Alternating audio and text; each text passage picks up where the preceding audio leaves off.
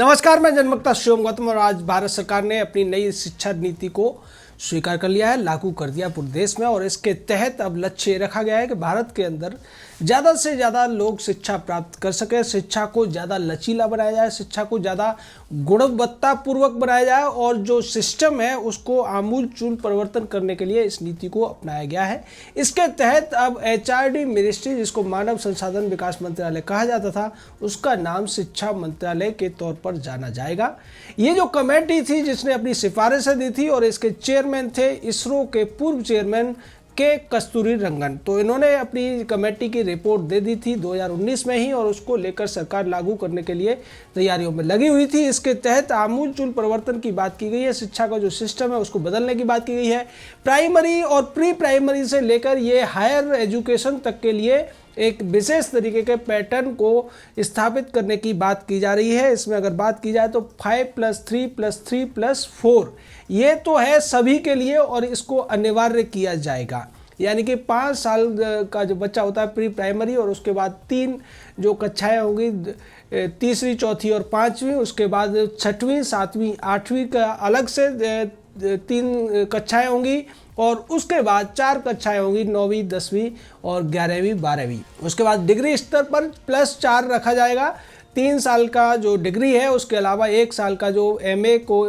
Include करके वो 4 से 5 साल हो जाएगा। उसके बाद में सीधे PhD में एडमिशन मिल जाएगा, MPhil की ज़रूरत नहीं रह जाएगी, MPhil को डिसकंटिन्यू किया जाएगा। उसके अलावा जो इस शिक्षा नीति की सबसे ज़्यादा जो आकर्षित करने वाली बात है वो ये है कि शिक्षा में भी अब व्यक्ति को ये अधिकार मिल जाएगा कि अगर वो एक लेवल तक शिक्षा प्राप्त कर लेता है तो उससे अगर बाद में कभी 2, 4 साल, 5 साल बाद अगर वो दोबारा से शिक्षा प्राप्त करना चाहता है, परिस्थितियां उसके अनुकूल हो जाती हैं, जैसा कि होता है कि स्टूडेंट्स के साथ में कई सारी पर्सनल प्रॉब्लम्स आ जाती हैं, आर्थिक प्रॉब्लम आ जाती है, उसकी वजह से वो बीच में अगर किसी कोर्स को छोड़ देते हैं, अब इस नई शिक्षा नीति के लागू होने के बाद में वो वहीं से दोबारा कंटिन्यू कर सकते हैं। और इसके लिए उनका जो ग्रेडिंग वगैरह का, जैसे डिजी लॉकर होता है, उसमें उनकी ग्रेडिंग के पुराने अंक रहेंगे और उसको आगे आने वाले दिनों में जो वो कोर्स में दोबारा शामिल होते हैं तो इसको फ्लैक्सी एंट्री और फ्लैक्सी एग्जिट के तौर पर जाना जाएगा और उसके द्वारा वो उसे प्राप्त कर सकते हैं। जैसे अगर मैं उदाहरण के तौर पर कहूँ, कोई व्यक्ति LLB करता है, अगर 4 सेमेस्टर वहाँ से सेमेस्टर सिस्टम लागू है, 4 सेमेस्टर पास करने के बाद में अगर आखिरी के 2 सेमेस्टर वो पास नहीं कर पाता है तो दोबारा से उसको आज की तारीख में दोबारा से LLB के पहले साल में जाना पड़ता है। लेकिन अब नई शिक्षा नीति लागू होने के बाद में वो दोबारा से जब एंट्री करेगा तो वो 5वें सेमेस्टर में करेगा और फिर 6वां और 5वां और 6वां करने के बाद उसको डिग्री मिल जाएगी। इसको लेकर एक ही रेगुलेटरी बॉडी बनाई जाएगी, राष्ट्रीय शिक्षा आयोग बनाया जाएगा, जिसके प्रधानमंत्री अध्यक्ष होंगे। उसके अलावा तमाम जो लेवल्स बदले गए हैं, खासकर इसमें एक ध्यान ये दिया गया है कि जो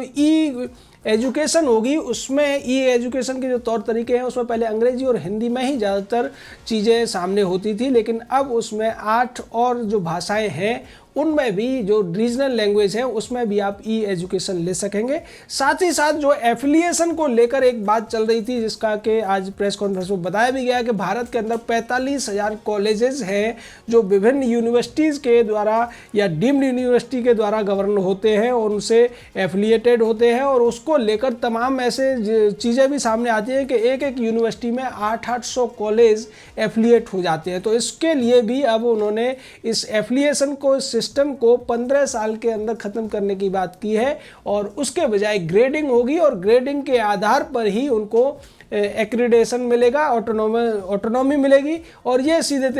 तौर पर इसलिए भी अच्छा है कि अगर एक करिकुलम बन जाता है और उसको आपको पढ़ाना है, नॉर्म्स बन जाएंगे और उन नॉर्म्स के आधार पर ही आपको शिक्षा पद्धति को आगे बढ़ाना है, एजुकेशन को आगे बढ़ाना है। और इसके साथ साथ जो इंस्पेक्शन का एक तरीका हुआ करता था उसको भी एक रूपता दी जाएगी और उसके आधार पर ये बहुत ज़्यादा आसान हो जाएगा, लेकिन उसमें कड़ाई से उसका पालन करना जरूरी होगा। तो ये जो नई शिक्षा नीति है ये बच्चों के लिए भी बेहतर तरीके से इसमें कई सारी चीज़ें हैं। उसके अलावा जो एडल्ट एजुकेशन है उसको लेकर भी वोकेशनल एजुकेशन के लिए इसमें ये कहा गया है कि 6वीं क्लास से ही वोकेशनल एजुकेशन को बच्चों तक पहुंचाया जाएगा। और इसमें साथ ही साथ जो दिव्यांग हैं या फिर बच्चियां हैं उनका विशेष ध्यान रखा जाएगा। जो कॉलेजेस हैं उनको भी विशेष तौर पर ग्रेडिंग के आधार पर, उनकी परफॉर्मेंस के आधार पर एक्रेडिटेशन मिलेगा, उनको सहायता मिलेगी। और साथ ही साथ जो जीडीपी का 6% का लक्ष्य सरकार ने पहले से रखा हुआ है शिक्षा के अंदर, उसको पूरा करने की भी कोशिश की जाएगी। अभी ये 4.5% के आसपास है और इसके लिए प्राइवेट पार्टनरशिप को भी बढ़ावा दिया जाएगा। साथ ही साथ और भी कई सारी चीज़ें हैं कि एकेडमिक, एडमिनिस्ट्रेशन और फाइनेंशियल, इन तीनों ही स्तरों पर यानी कि शिक्षा को जो एक पैटर्न है, उसके अलावा जो प्रशासन है और उसके अलावा जो आर्थिक है, इसको लेकर भी सरकार ध्यान देगी। और साथ ही साथ हर राज्य में एक रेगुलेटरी संस्था बनाई जाएगी और वही सब सारी जो एजुकेशन की व्यवस्थाएं होगी उनको देखेगी। लेकिन इसमें मेडिकल और लीगल का जो सिस्टम होगा वो अलग। तो इस तरीके से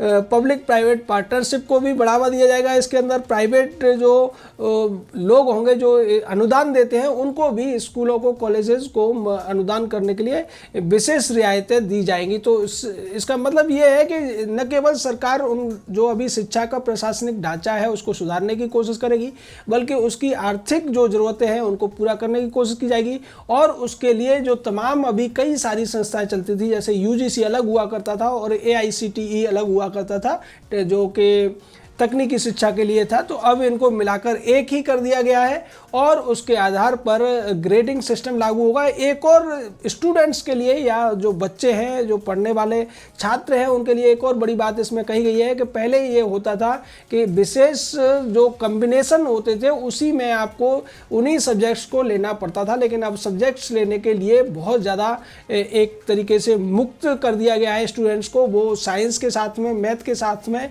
अगर फैशन डिजाइनिंग करना चाहते हैं तो वो कर सकते हैं, आर्ट्स या फाइन आर्ट्स को ले सकते हैं। तो ये जो कॉम्बिनेशन का पहले ये हुआ करता था कि पीसीबी ग्रुप है या आर्ट्स का ग्रुप है तो आप केवल ह्यूमैनिटीज़ के सब्जेक्ट्स ही पढ़ सकते हैं। छात्र अगर चाहता है, उसकी रुचि है, तो वो दूसरे सब्जेक्ट के कॉम्बिनेशन है उसके भी साथ में ले सकता है। उसके साथ ही साथ जो एक रूपता लाने की कोशिश की जाएगी पूरे देश का जो शिक्षा व्यवस्था है उसके अंदर। हालांकि रीजनल लैंग्वेजेस और जो रीजनल चीज़ें होती हैं उनको नज़रअंदाज नहीं किया जाएगा, लेकिन ज़्यादातर जो चीज़ें होंगी वो एक रूप रहेंगी और उससे फ़ायदा ये होगा कि कोई भी विद्यार्थी वो भारत के किसी भी कोने से शिक्षा प्राप्त करके आता है और इसी सिस्टम में शिक्षा प्राप्त करके आता है तो वो सभी एट पार रहेंगे, यानी कि समान रूप से ही उन लोगों को शिक्षा मिली होगी।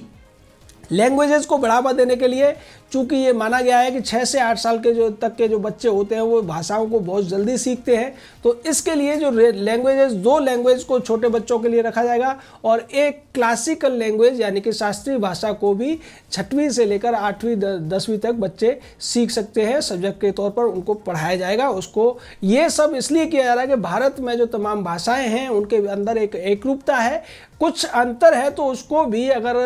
त्रिभाषा जो फॉर्मूला बहुत पहले से चल रहा है उसके तहत अगर उन्हें सही तरीके से भाषाओं की शिक्षा दी जाती है तो वो अपने देश की अन्य भाषाओं में भी पारंगत हो सकते हैं। इसी चीज़ को बढ़ावा देने के लिए इसमें कई सारी चीज़ें क्षेत्रीय भाषाओं के लिए कही गई हैं। साथ ही साथ एक और बड़ी बात इसमें यह है कि जो ई लर्निंग का जो प्रोग्राम है उसको बढ़ावा दिया जाएगा। सभी यूनिवर्सिटीज़ को ये कहा जाएगा कि ज़्यादा से ज़्यादा वो ई लर्निंग या ई प्लेटफॉर्म के थ्रू अपनी चीज़ों को छात्रों तक पहुँचाएँ। उससे एक तो समय की बचत होगी और दूसरा इंफ्रास्ट्रक्चर की जो ज़्यादा ज़रूरत होती है वो कमी को भी पूरा किया जा सकेगा। तो यहाँ जो कमियां थी उन सभी कमियों को ये जो पूरी कमेटी थी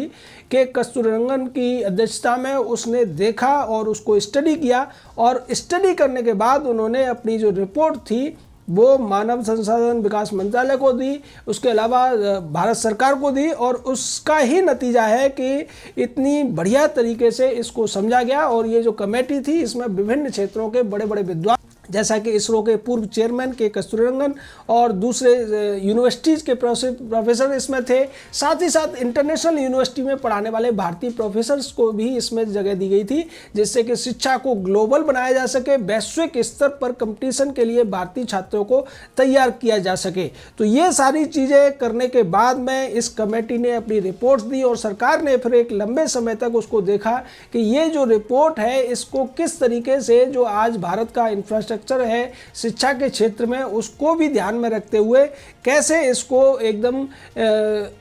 प्रयोग के लिए तैयार किया जाए। तो उसको देखते हुए ये सारी चीज़ें तैयार की गई और जिस तरीके से छोटे बच्चों से लेकर हायर एजुकेशन तक के लिए इसमें पूरा का पूरा प्लान है। किस तरीके से पहले जो शिक्षा पद्धति थी उसमें काफ़ी समय ज़्यादा लग जाता था, कई सारी टेक्निकलिटीज हुआ करती थी और छात्रों को कई बार अगर मुसीबत की वजह से या किसी आर्थिक परेशानी की वजह से शिक्षा से ड्रॉप आउट होना पड़ता था, शिक्षा छोड़नी पड़ती थी बीच में, तो उनके पास फिर कोई ऑप्शन नहीं रह जाता था, क्योंकि कई साल बीतने के बाद में उन्हें फिर से नए सिरे से शिक्षा का जो स्तर हुआ करता था उसमें एडमिशन के लिए कहा जाता था। लेकिन अब जो ये फ्लेक्सिबिलिटी इसमें रखी गई है, लचीलापन रखा गया है, उससे उन सभी को फायदा होगा कि अगर किसी वजह से उन्हें बीच में बाहर भी जाना पड़ता है तो वो दोबारा से वहीं से एंट्री कर सकते हैं और इससे न केवल शिक्षा के संसाधन भी बचेंगे, साथ ही साथ इसमें एक और बड़ी बात की गई है कि जो टीचर्स हैं उनकी ट्रेनिंग के लिए भी विस्तृत बात की गई है और उनको विशेष रूप से ट्रेनिंग दी जाएगी।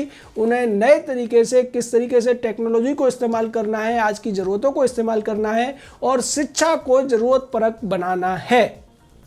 ज़रूरत परक बनाने की बात बहुत पहले से चलती थी, तमाम जो समाजविद हुआ करते थे वो बात किया करते थे, लेकिन दुर्भाग्य देश का ये रहा कि 1986 में नई शिक्षा नीति आई थी, उसके बाद उसमें 92 में परिवर्तन किया गया, लेकिन उसके बाद फिर शिक्षा नीति दोबारा से नहीं बन सकी और उसी का नतीजा रहा कि कई सारी कमियां इस सिस्टम में आ गई थी, जिसको लेकर बातें चल रही थी और उसको लेकर फिर एक और नई कमेटी बनी जिसकी सिफारिशों को आज से देश में सरकार ने लागू कर दिया है। तो ये जो पूरा का पूरा एक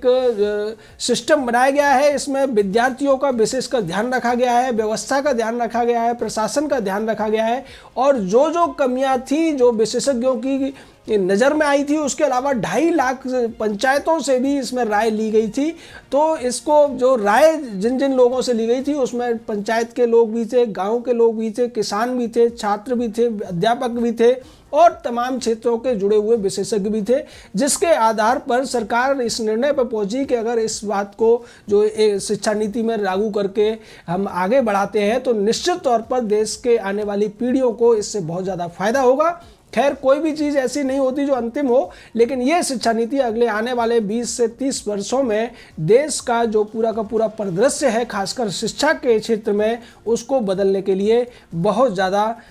उपयुक्त है और बहुत ज़्यादा ज़रूरी भी है। जय हिंद, जय भारत।